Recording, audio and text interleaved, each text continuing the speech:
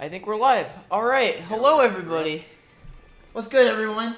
My name's Jaxler, and this is SpongeBob's Truth or Square. I'm joined by our boy Jaxler1 commentary. What's good? Hello. I'm a fellow Truth or Square runner, in general, SpongeBob speedrunner. Sick. All right. So we're going to be showing off the any % no LSG category. So we're not going to explain exactly what that means just yet because it won't quite make sense. Just for as a general reference, this is sort of an analog to a all levels category, if you will. So yeah, this should be a lot of fun. All right, so we're about ready to go on time. Actually, it starts on file select. So let's get this party started in 3, 2, 1, go. Good luck, dude. Thanks, man. All right, so the first thing you'll notice is that this game is being run on an Xbox 360. There are multiple versions of this game. The DS and PSP versions are like different games, but the Wii version and Xbox 360 are the same. We're doing the run on 360 in order to save time and loads throughout the run. It adds up to around 3 minutes or so, I believe, in this category. No one has exactly timed it out because who would actually want to put themselves through that, right? All right, starting off from the first level, we got jellyfishing. There's 5 robots I gotta kill here, and I kind of have to react to the pattern I get. Oh, this is not looking too hot for me right now. I'll go top shelf first. Ideally, you want the robots on the bottom to group up as quickly as possible into a triple, but that just doesn't happen all the time. Ooh. Yeah, so what can happen sometimes is if your spacing is incorrect, you can clank with a robot, which will cause them to get knocked away without taking any hits, which is a really excellent mechanic in this game, which I don't know who bothered to program that. But while those guys spawned out of the way of the aggro radius for us to manipulate them, these guys we can kind of control a bit by where we position ourselves. So if I just stand right there, these guys should line up into a free double for me. And for these next guys up here, if they decide to cooperate, looks like no, but I'll try to make this. Okay, I made a half double happen. So the hitbox is actually really big for the slam attack, so you'll see me use that to my advantage to link up these doubles that really shouldn't be possible. Alright, and now we got our first sort of trick of the run, which is Tiki Jump. You're supposed to hit this button and use that to get a platform, but there's a cool little platform just past this fence that I can use to hop straight over. That trick looks really simple, and it is once you've practiced it a lot, but this game doesn't have coyote frames like most platformers, so a lot of the jumps that you're going to see me go for in this game are actually really tight as a result. And by coyote frames, I assume you mean like when SpongeBob is off the platform, he like can't jump anymore. Right. Yeah. So a lot of games will give you like leniency as to like, oh, you were close, so we'll let you get your double jumps or whatever. But if you're too late to jump, you just fall to your death. You don't even get like a single jump or anything. This game's really brutal in that sense. All right. So after this sliding section, we're coming up to like the first really big break of the run, which are the barrel jumps. So I'm gonna focus for these while I let Jack kind of explain what we're doing. Yeah, so both of these barrels are just kind of like placed near platforms that lead to later parts in the level. Like there's this huge like puzzle thing that you gotta do, but if you just put the barrel off to oh, that was close. Okay. Yeah, if you like on the ledge, you can just jump up to that platform and skip over a good amount of that level. And same for this one right here. Barrel 2 is considered harder because it can actually get stuck horizontally. This one, it has to have some angle upwards in order for you to actually get the height necessary to make it. Nice. Okay, that was pretty clean. I'll take it for a marathon. Let's go. Yeah, that was actually pretty good. 319 barrel 2. Not bad, not bad. Alright, yeah. So a little minor skip right here. You're supposed to go down the slide, and normally you can't jump off the goo, or the jellyfish jelly, but if you take the railing, you're able to jump and down to a later part of the track. So this fight here is actually rather complicated under the hood, but to sort of simplify what's going on here, the game only lets 5 robots here appear at one time, and the game prioritizes spawning in 3 blue robots. And we'll try to supplement the counts by adding in green robots where it's appropriate. So you're going to see me hitting them in a very specific order in order to sort of manipulate where they're going to land. And I also have to keep track of how many robots I've killed to know where the next group is going to spawn. Okay. Yeah, there's like I wouldn't have gotten 2-cycle anyway. That's okay. He spawned in a little too late. If you do that perfectly, you can get them all without having to, with being able to skip the power-up loss animation there. But that was still a decent fight. Yeah, 2-cycle is very hype, but pretty unlikely to get, especially in a marathon run. Right.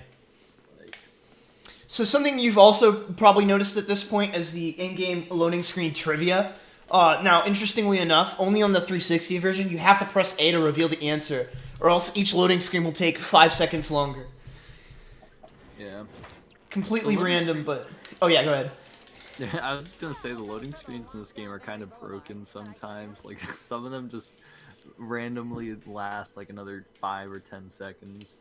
Sometimes, like in that multiple SpongeBob games run that I did, you just can't press show answer at all, and you're just you're just sitting there.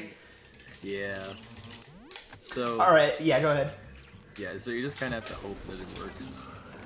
All right. So there's a much more difficult strat that I could do here, but I'm gonna do a marathon safe strat of a trick called kelp out of bounds. So I'm gonna try to get this lined up, and then I'll try to explain. Yeah. Okay. First try. Nice. All right, so, go ahead. I was gonna say, so this trick kind of shook up any percent a ton back in like January of this year. Like we were kind of running out of time saves. Like we were like kind of running out of possible time saves in the run as it was approaching like 28:54 or like the 28:40 barrier. Yeah. But then one time like Jaxler was trying to show me like manipulation in the second fight in kelp, and I as a joke I decided to go for kelp out of bounds because up until that point there have only been like 2 documented attempts of kelp out of bounds that actually worked, and we have and now we have a setup. We have 2 setups now. Yeah. 3 if you count the task one. That's really dumb. Yeah. So that right there is called a spin boost. So, when you clank into a spinner robot, it's supposed to reflect you back. But the game didn't really account for you being airborne when that interaction occurs. So if you jump right before that happens, you're able to get a large height boost, and we're going to be using that a lot throughout the run to skip some platforming segments. You're also going to see me abuse a movement called spin hopping here. I'll explain exactly how I time it, but just know that it's fast right now. Should I go for the Eric Andre? You should, because like... Alright, I'll go for it. Screw it. No this setup this actually looks good. Oh, that was close. Okay. Ah, dang. Yeah, oh, second try. Okay, nice. Oh, what? So with the hammer robot, yeah. Crazy. So hammer clips are really tough in this game. Essentially, the hammer hitboxes there's 2 separate ones. There's the one that damages you, and the physical collider that pushes you. If you hit both of them in the right way, you can actually get it to sort of push you around twice. And that allows you to clip through certain acute angles in geometry. And as I was explaining that, we also just spin boosted and stuff through a really difficult segment, and I didn't even have time to talk about it. This level in general is one of the most technical in the entire run, so the fact that it's going this well is really, honestly spectacular. Gates get it. Yeah, especially in like any percent when you have to go, when you're like on such time. Oh my goodness, lol. Okay, never mind. Oh. I jinxed it. Dang. All right. Yeah, that can happen. Like the flower, like petals here are very unforgiving in being in their hitbox. So this isn't like that much of a time loss for a marathon setting, but for a world record attempt, that's like a big reset. Yeah. What you want to do there is go between the flowers so that their hitboxes are small enough that you can actually avoid them. But I was just a tad too close to the left, and that caused me to lose the buff power up. Now, normally this would allow us to 2-cycle our favorite Beals-inspired mini-boss. But unfortunately, I'm going to have to settle for 3-cycle. Only it's going to really cost us around 30 to 40 seconds or so. Not a huge deal, like Jack said. Also, I forgot to run this by you, but I think Ale had an idea for the segment after the Eric Andre, like where you do the 2 spin boosts, call it the Hannibal BRS. That's amazing. All right, that's canon now. We're doing it. We're doing it live. Yeah, that looks like a pretty good setup for chest clip. Yeah, this looks good. So if you stand in the... Oh, I'm too far to the left. I already know. Yeah, so if you stand in the right spot, the hitbox of the treasure chest will actually push you into the happiness object, and that will allow you to get it while the object while you don't have control over SpongeBob. So that was other than losing buff, that was a rather good kelp forest, and I got Eric Andre in a marathon run, which is dope. All right. So now the game is divided into 3 acts, and each act has a boss fight to it. So this is Robo Patrick. They stole this one from Battle for Bikini Bottom, as they did with a lot of music and visual texture assets as well. Unfortunately, this game was rushed to meet a specific TV special. So I like to joke that this is a non-canon game to a non-canon SpongeBob episode. So it was a bit rushed, but luckily for us, that means it's a really 6-speed game for more than any right it ever has to be. So for Robo Pat, I'm just going from left to right, and then that gives me enough breathing room to be able to smack him in the butt. The thing I love about the Robo Pat fight is just how specific some of the models are. Like, it literally has the Bikini Bottom Motor Company. I know! Like that one billboard in downtown for battle. They have like the same sea needle sign. Yeah, the police station is like identical. Wait, is the ice cream one from Goo Lagoon? I think it's like a repurposed ticket station. I wouldn't be surprised. Yeah, there's the police station from Bikini Bottom. It's great. Yeah, for those who haven't seen Battle for Bikini Bottom, that's also a really 6-speed game. Yeah, SpongeBob games in general tend to just be really, really cool speedruns. Whether by design or not. Alright, if you get to him fast enough, you can avoid the clink, but I was just like frames too slow. I also got bad spinner luck. He can wander away a little bit, which is unfortunate. The commentator is quiet. I will turn him up then. Alright. Oh, sorry. No, it's all good. Wait, I'll be back. I turned you up. I'll be back in. Alright, that. Alright, now I can talk about how much of a better runner than I am than Jet. No, I'm just kidding. I'm not gonna do one like that. Alright, so that's the Robo Pat fight. Generally what you're trying to do is just kill the robots as fast as possible, and then if you align yourself with specific spots on Robo Pat's hitbox, you can actually get a free hit in, like a double hit. But it's rather specific to set up, and it's not like a huge run killer. So our reward for that is a green hot dog. And now we're moving on into Act 2. But before we do that, this is the first part of the run where we could potentially have a slow load. So let's see if we get it here. Yeah, the load into fry cooking is like notorious for getting it. I think we got slow load. Oh, come on. Of course. It's broken. You just gotta you hate to see it. Slow load support groups. It's okay though, because the next couple of levels after this are rather insane. So best line in the game. Right there. By far the best line. So, so poorly written. It's really poorly written. And the funny thing is that, that's not even Mr. Krabs' original voice actor, because, and I quote, it cost too much money to hire the original, so they had to hire someone else. And boy howdy, is it voice acting of some sort. Alright, so a lot of the early parts of fry cooking are kind of cycle-based. I don't know where this startup business concept for an outdoor car wash came from, but you know what? It makes for an interesting level design, and you know what? I salute them. Unfortunately for us, there's no real way to break through this part because there's no way we can jump between sections of bus rides in any way that's faster than what's possible. Oh my goodness, he almost blocked me. Okay, so the spinner robot right there has a chance of being able to reflect your shot, and if he's in the way or doesn't get out of the way, you have to kill him. So I got very, very unlucky into being very lucky that he didn't be unlucky. Anyway, So right? Yeah, basically unlucky. Anyway, you have to wait there for the bus to hit the button, or else the bus will pause there for 3 seconds, and it actually loses you time. But we got one more bus ride to go, and then we've got a gauntlet of 3 really tough tricks back to back. Once we get to that point, though, I'm probably just going to let Jack take over, because they're all relatively in succession. Yeah.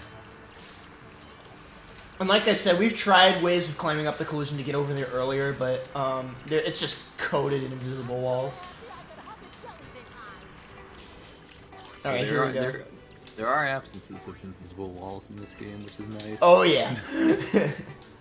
So right there is a cutscene skip. You just like jump around the bridge, and this is propeller skip. So Jaxler's gonna go on this coral and then jump on these propellers to get over the invisible wall that blocks you from passing over the bus. That was a really clean one. And the next one is tub skip. So there's like a cutscene in which Mr. Krabs explains the tub ability where SpongeBob absorbs a ton of water, it can like spit it out. However, if you jump into that rock and then jump on the outside of this platform right here, you can avoid that sequence altogether. It's a really tight skip. A lot of room for error, but that was really clean. And then I forget. I think this is just bus skip. I always forget the name. Yeah, we don't really have a name for this one. But over the invisible wall, I made that look very easy, but that's probably the hardest one for beginners to learn because of how high that invisible wall is. Yeah. Alright, so now we get introduced to Squidward. After that gauntlet of 3 tricks, we just get to completely bulldoze a bunch of enemies with this guy. His rate of fire is so high that the spinner enemies that can normally reflect projectiles actually have... It just rips straight through them anyway in most cases. It's really broken. Alright, so that's like the gauntlet of 3 tricks and then the fight. But we still got a bit of ways to go before the level's actually finished. So up here, I'm going to do what's called a paddle boost. I've done it a couple times already. But if you spin on the left side of the paddle and jump, you can get a bit of a speed boost off the rotating object. Rotational physics in this game have some really wonky properties to them, which we exploit a little bit throughout the run. But just in a couple of minor time saves mostly. And then one more required puzzle we've got. Let's see if I hit the bank. Oh, I missed the bank. Darn. That one's like... Okay, and that just whiffs completely. Interesting. Oh, yeah, that happens. It's like fake ring in the sense that there's like just dead pixels on the target. Oh, I got one of the bank shots though, so... I'll take one. Alright, so now, for marathon safety, I'm going to wait for the objects and then jump. If you're not careful enough, you can get clipped into the floor through the chest, and you will be soft-locked, and it's really dumb. So yeah, that's Fry Cook. That was actually rather clean, other than, well, slow load, obviously. And a nice Talking Heads reference from Boyks in the chat. We'll love to see it. So now we're going into Santa, so now we're going to explain exactly what this category means. So this game is extremely broken, if you haven't already figured that out. This game is so broken that the developers left certain objects and triggers out of bounds that will trigger the ends of levels, which we generally call level skip glitches. Now, this category bans those, because in any percent, you can use one that takes 10 seconds to set up in Murmler to skip about half the game. And while that's a fun category and all, we figured that there's so much more interesting things that we could do, so we created this to sort of explore the other levels. So, I'm going out of bounds here, and then we're going to do kind of a sequence of really crazy stuff once we're out of bounds here, so I'm just going to kind of let Jack take over again, because I need to be very careful not to fall off the ice sheets. Yeah, so this is like a lot of out of bounds movement right here. I was just gonna like explain the happiness objects. Like Jaxler's explained it better than I could, but yeah, it's all the happiness objects, which are like the main collectibles for the game, are like under the origin of the level, because it's just easier for the game to load it rather than have them far away from the origin.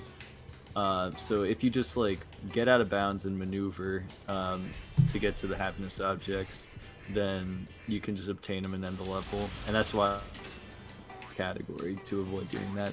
So this category is basically like get to the final boss of each level however you can, and just beat that to get the happiness object in the intended location.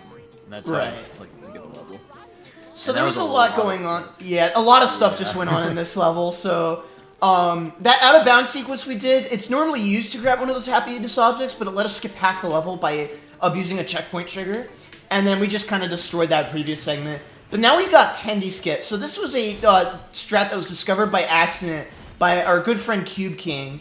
So what I'm going to do here is attack him, and then get knocked back at him at the right timing, and he instantly dies. Alright, perfect.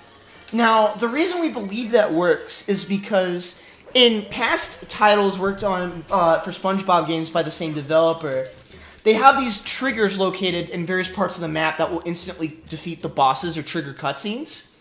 And so we believe that the developers left a trigger in the top of the room that will instantly kill the boss. So if you do that correctly and you hit the right spot, the boss will just die instantly, which saves around 40 to 50 seconds if you do it correctly. Yeah. And that still is allowed in the category because we are getting the happiness object in the intended location. Right. So, yeah. We used to call this no level skips. And then that sounded really vague because we're still skipping massive parts of the level. So we were just like, okay, let's just ban the use of the specific glitch and see what kind of category it comes about. And now we have probably what many would argue to be the best category in the entire speed game. Yeah. Depends on who you ask. Some prefer all happiness objects. But anyway. Max %. Yeah. Shout outs to Smiley Shirt. Oh hey, we're out of bounds. Now, normally there's a trigger right behind that door that lets you skip the whole level, but obviously that's banned in this category. We're going to do a thing where we clip through a wall from out of bounds in order to get to this stalactite, and then do a very precise jump to get on top of it. Then we're going to clip through another wall from out of bounds by unloading it and reloading it to get inside this rock, and that allows us to get on top of the ceiling of the final chamber. Now, I have to stick a landing in here where I unload the room again, and then land inside, and now I have to fix my camera. Okay, I got the camera fixed. And then I use these pipes in order to get to the final platform, and that skips basically the entire level. Yeah, and you may also have noticed that the robot counter in the bottom was just slowly going down, as he was out of bounds, because as the game, as you're really far away from the platform that the robots are on, the game just can't load it, and so they just fall to the death plane. So these robots all spawn in a predetermined position. Ow. Which means that I should know what I'm doing here. But obviously I don't, because I'm a fake speedrunner. Gosh dang it, stop hurting me. Yeah, this is definitely one of the hardest fights, fights in the sense that you're fighting multiple robots, not boss fights. Yeah, this is also one of the only fights in the run where you don't have the buff power up to just shred through enemies.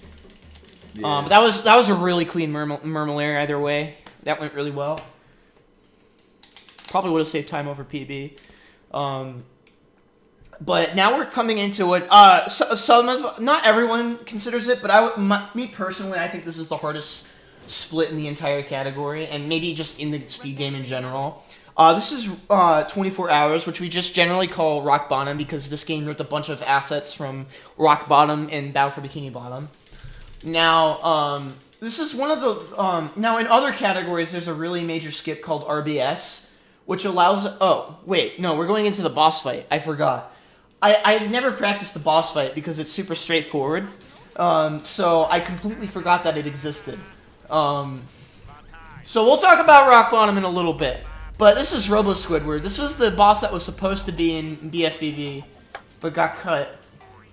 And will supposedly be coming to Rehydrate it, which is hype. Excited for that. But as per usual, my goal is to get the buff power up and deal extra damage and make sure I don't lose it. And there's so much flying at you in this level that it's kind of difficult. hard to do. Yeah. This is personally my least favorite level, just because Yeah. the timing on like when to attack him with the bubble gum is like really unforgiving. Yeah, and you can like clank against the robot arms to avoid losing buff. Yeah. To how you do that. And There's also like a 50-50 chance that he decides to like taunt after doing the spin attack, which can just cause you to lose time on your gold for absolutely no reason, and it's a really great mechanic. We don't know what causes him to skip the animation, but sometimes he does it, and we don't really understand why. So right there, I can spin in order to get past the robot and just ride the platform, so I get to avoid all the platforming. And then when you're in a gum wad, you're invincible, so I just get to chill here. Alright, we got both cackles, that's annoying. So he's gonna spawn in some enemies, and now... Luckily he does the same block patterns every time, so I know how to handle it. Wow, that's incredibly rare. Usually, Big Boy Spinner doesn't... so what happens if you take damage during the gumball is the hit doesn't register. So it's very rare that that guy actually hits you, so that was just the game's fault. But yeah, there goes Robo Squidward, so... Rather frustrating when you're trying to grind out attempts of this category. Or any extended category, rather, because any percent we skip this fight, which is one of the best excuses to run any percent. But hey, we're past it now, so we're big chillin'. Now we get to talk about Rock Bottom. Yeah, this is personally my favorite level in no level skips because it's really just all about the platforming. Like, you don't really do that many out of bounds stuff. It's just like get to the level as fast as possible. Yeah, it's just a lot of tight platforming and a bunch of little things across the way that are hard to execute upon. Just like small little movement things that you normally don't see in any other category because there's a happiness object, but 0-0 happens to be below the floor. And when you collect the end level happiness object in this level, you void out at the same time, which unlocks all of these warp boxes that allow you to skip around the level. And for all the extended categories, a lot of the like collectibles are rather close by or don't take a lot of effort to reach. So it makes like this category makes this level super interesting. Also, that gumball jump to skip the geysers is very, very risky, but I'm cool, so I went for it anyway. I didn't even know you could do that. Yeah, you shouldn't ever go for it, but I go for it because I'm a moron. Alright, now right there, that railing is also slippery, so I have to do... Oh.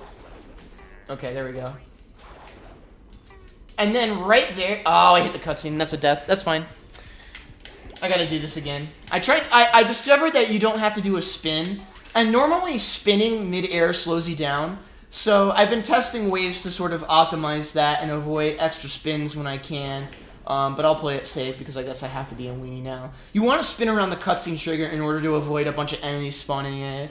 And then from here, you can actually just jump straight over to this platform, which allows you to skip the bomb puzzle.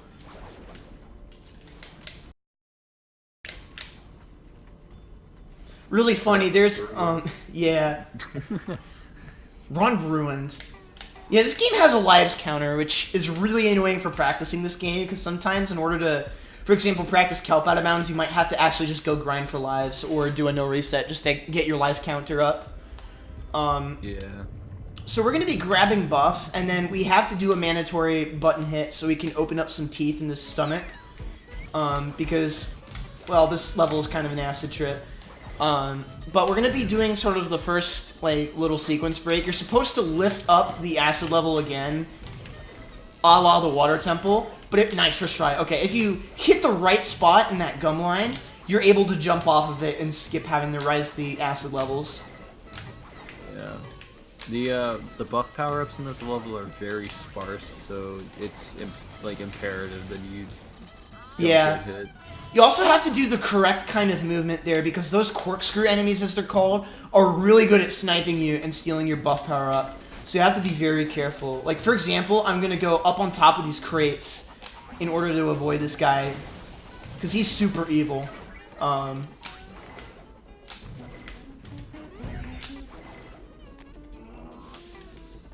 then this one's just a little bit more of a, like, gumball maneuvering. You already know. Alright, showing this off for swagging because I made a poor cycle. You can jump up here. I said you can jump up here, right up this wall, and then get over the fence. And that's the backup strat if you make it on a bad cycle. Alright, now this is kind of the point of no return when it comes to the buff power-up. If we lose it from here, we don't have one for the rest of the level. So for this mob fight, I have to be very careful. But I know exactly how all these enemies are going to spawn and how they're going to attack, so I know exactly what to do. So now, something we didn't really mention, like, super well, is exactly how spin hopping works. So I'm doing the shortest possible jump and then a spin, because the way they program spinning is that instead of the spin lasting longer to carry you further mid-air, it actually just gives you a flat-out speed increase. And so, what you want to do is not only spin as soon as you can. Hold on a second. 2, 3. There we go. But you also want to return. Yeah, that's very, very scary. But it's fast. Oh, that was close. Whew. I'm on a really weird off cycle right now, so I gotta be very careful. Oh my gosh. So yeah, spin hopping. You have to make sure that you hit your landing animation, because if you're caught spinning on the ground, it takes a little bit longer for you to be able to jump the next time. So you need to make sure you do the shortest hop while also being able to make sure that you can actually hit the ground. I'm gonna play it safe. I could have made the cycle for sure, but I want to play it safe, just because it makes the rest of the segment a lot safer. This is the hallway of hell. He's a giant jerk. Oh, he didn't follow me, so I don't have to kill him. That's nice. If you just double jump and spin, you're good. But then yeah, it is slower, so it's kind of a trade-off. Alright, so I gotta go over there to spawn in this spinner bot, and just another spin boost. You know how it be. How it be. How it do. Spin boosting. So yeah, the reason we like this movement a lot is it's just generally hard to optimize your spin boosting, or sorry, your spin hopping. It's really easy to get the tech confused. I'm gonna go for a really dumb strat right here. Nice, I got it. Okay. So that's dumber than it looks because that collision on that that wooden railing is really wonky. And there's also a camera change that it incurs as you do that, which makes the spin hopping movement harder, but it does save a fair amount of time. So now normally this is a rather big puzzle segment where you have to roll these explosive bombs around, but I'm gonna skip the first part of that with a really cool strat. Nice, got it. Okay, that is exponentially more difficult without the buff power up. It is possible, but it's barely possible. So that's why I got it. I would have done a different strat if I had lost my buff power up. Yeah, that was clean. And then all we need to do is just actually do this part of the puzzle as normal. And then this will spawn in the final mob fight, and we get to see our boy Squidward, the clarinet wizard, kick butt again. Yeah,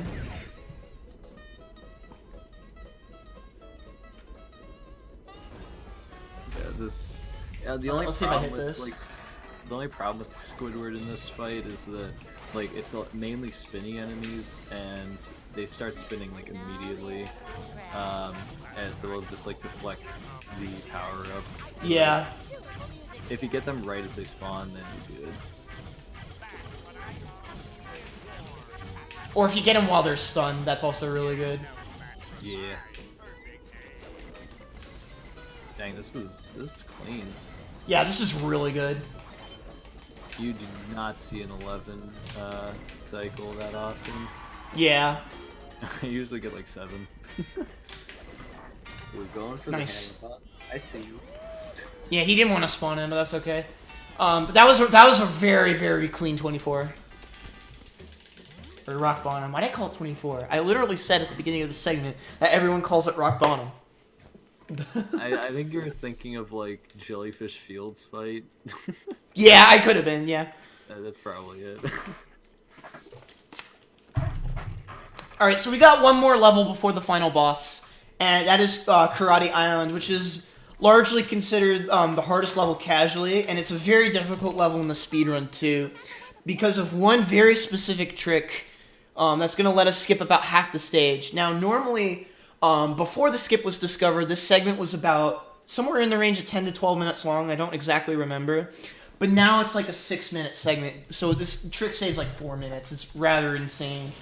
But this segment can also be a little bit RNG heavy. I do a spin boost right there, just so I can have a more clean manipulation of those robots so they don't hit me. Because if they hit you the wrong way, it's really bad.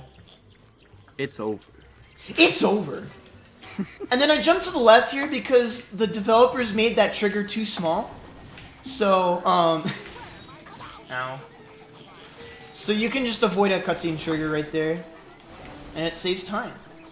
It also gives the robots less time to screw you over, although unfortunately... get out of my way! Dang it. Yeah. I gotta be very careful not to die. Ooh. If I die here, I get put at the start of the level, so... Okay, we're good. Oh, Alright. that was cutting it really close. Yeah.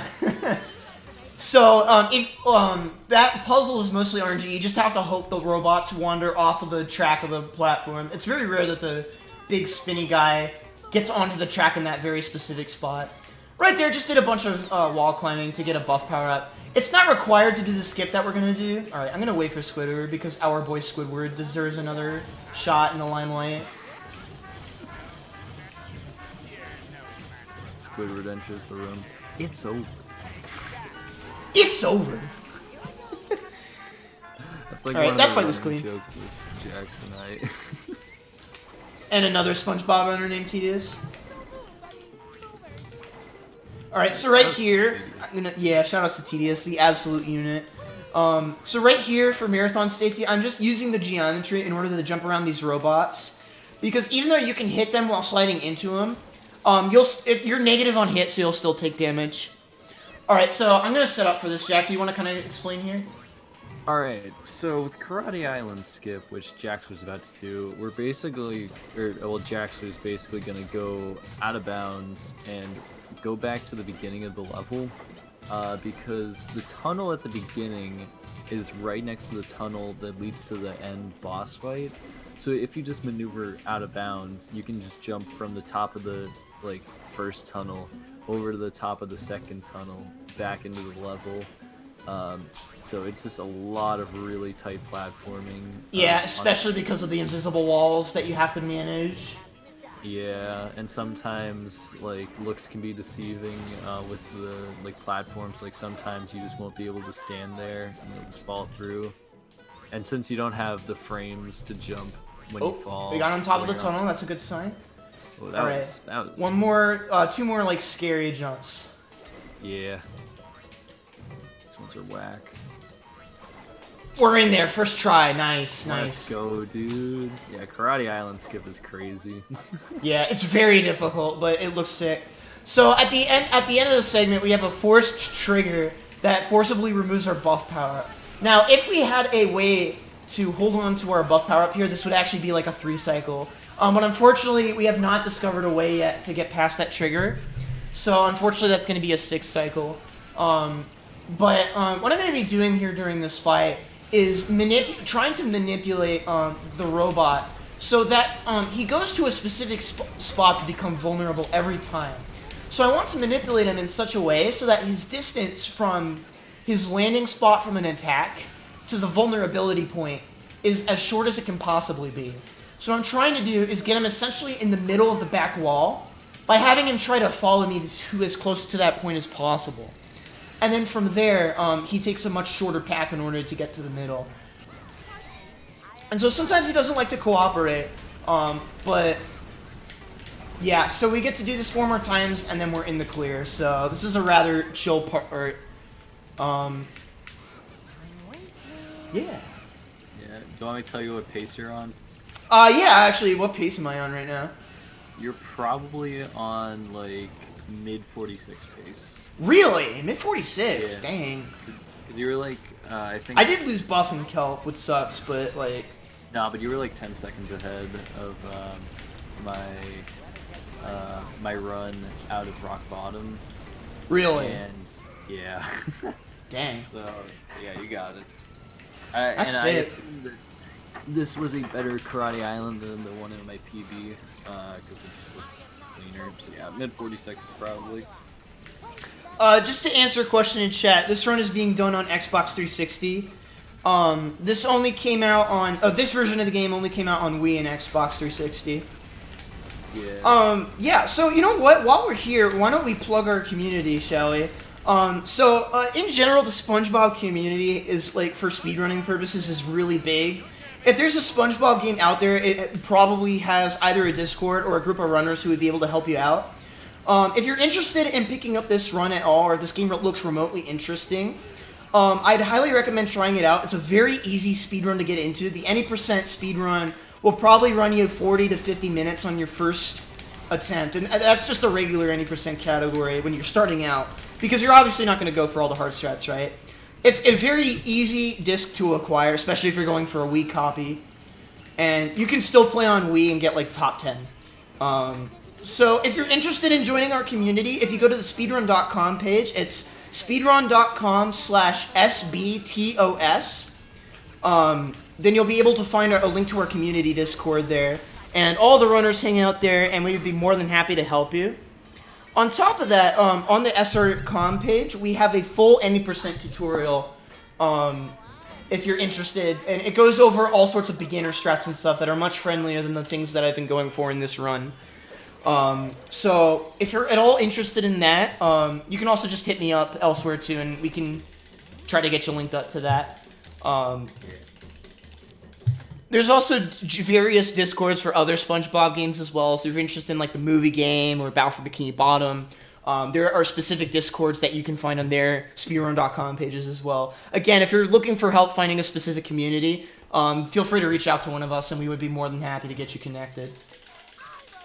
Oh, it's an any % tutorial, not a no LSG tutorial. Yeah, the no LSG tutorial is coming soon, TM. We have a video, which just covers the Santa. But just keep in mind, if you're interested in just picking up this category, that tutorial series is going to be aimed at intermediate runners at a minimum. Yeah. So I would recommend starting out with any % because it's much easier to sink your dip your toes into. Yeah. And also, if you are interested in running all 3 of the Heavy Iron developed SpongeBob games like Truth or Square, Battle for Bikini Bottom, and Movie, there's actually a multiple SpongeBob games leaderboard with Heavy Iron any %, Heavy Iron all major collectibles, Boss Rush, First Boss RTA. That category is such a meme. I don't even know why it exists. But yeah, like if you want to try out all 3 of them, and you end up getting to a point where you want to do all 3 of them in one run, then that's an option that you have. That's actually the reason why I started running Truth or Square, because I had gotten pretty solid at like Movie and Battle, and I really wanted to try multiple SpongeBob games because and then you caught the bug. Yeah, and then I just loved Truth or Square, so I just kept playing it. Yeah, I jokingly say that this game doesn't have the right to be as good of a speed game as it is, but it just so turns out that the speedrun is really fun, really easy to get into, and has a bunch of really cool race. Like, any % no LSG and all happiness objects if you're in for a more completionist run. All 3 of those categories are really great race categories. And if you're interested in racing this game with some of us, like I said, come join our Discord. It's very comfy and cozy. We got the big race room for when you get like 10 people. Oh yeah. If we actually got like a 10-person, like no. That would be so hype. We gotta get more people to learn the category though first if we're gonna have a 10-man race or 10-person race. So let's just briefly explain how this fight works. It's broken up into as you see in these rooftop stages and the core phases. Now the rooftop phases you can't really speed up except for just killing the robots as soon as you can. So as per the norm in this game, maintaining the buff power up is extremely important for this part of the run, because outside of that there's not really too many ways you can save all that much time. Now, there is a backup buff power-up in each phase of the core. However, it usually requires going out of your way to grab. So it loses you time if you take a hit. On top of that, the core phases, it's just making sure that you get to each generator as fast as possible. And if we manage to have buff, as we do now, going into the next phase, we can actually take a slightly faster generator route, which allows us to go to the one directly behind us. Because in the backup strat, it's actually faster to just go grab buff and then go destroy it. Alright. Yeah, this fight can get pretty crazy, especially because there's a buff power up after you're done with phase 2 that you can get like at the beginning of phase 3, so you can just go like all out on the second hit of the Robo Sponge heart or whatever. Yeah. The other thing is you can also use the spinner robots, and I guess the hammer robots too, but the spinner robots put out a continuous hitbox that will actually deal damage to the heart as well. So you can often manipulate them to your advantage to actually help you kill the final boss, which is one of the funniest strats I've ever seen in a speed game. What if like you got all of the spinner robots just attacking at the same time, and like they destroy the Robo Sponge before you even get to the heart? Roboplankton pacifist. Yeah.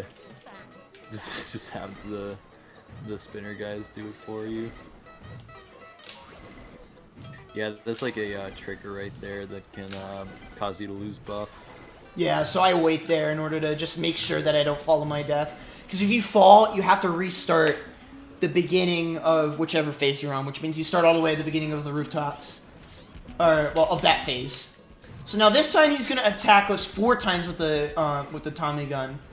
But you can also spin him away too, which is hysterical. You can do that? Yep. I never knew that. You can do it to the Tenderizer too. Alright, so now... Oh yeah, go ahead. No, I was gonna be like, what if the cannonballs did like a spin boost when you did that? Impeccable. Alright, so now... this is the final phase. So I got 2 more generators, and then time ends on the final hit to the robotic heart. So time is coming up soon. I'll call out time. Alright. Get ready. And time. Alright. What? Mid 46. Mid 46? Yeah, 46:34. Dang! Mid 46 in a marathon. That's really, really good. So for context, the world record for this game is a 44:45. Yeah, 44:45. Yeah. And second place is 46:55. So he beat my time by like 20 seconds. You've also only run the category like a couple of times, so. Yeah. But either way, that was a really, really good time for a marathon showcase. That makes me really happy because I've run this specific category at several marathons before, and every time I just get really, really poorly executed runs just because I'm just feeling off. So I'm happy to finally get a good marathon showcase of this category. Thank you so much to Valuethon for slotting us in at the last minute. It was just kind of a spur of the moment thing, so huge shout outs to Boykes and the crew for putting on a great show as always. If you're interested in catching more SpongeBob runs or other obscure games that you've probably never heard of, my Twitch is Jaxler1. And if you want to check out another really good SpongeBob runner, go follow Jaxler1 on Twitch. Exactly as it sounds. Yeah. But yeah, like I said, if you're interested in picking up a SpongeBob game, hit us up. We'd be more than happy to get you connected. Our community's really sick, we're really tight-knit, and we're always looking for new people to join us and have fun. And that's really what it's all about, right? So, yeah, I think that's about all we've got. Let me check the marathon schedule. Ooh, we've got Octopath Traveler no, we got Wild Guns Reloaded coming up, which is a really sick run, so go check that out. That's about all we've got, so thank you so much for having us, everybody. Yeah, thanks for watching, guys.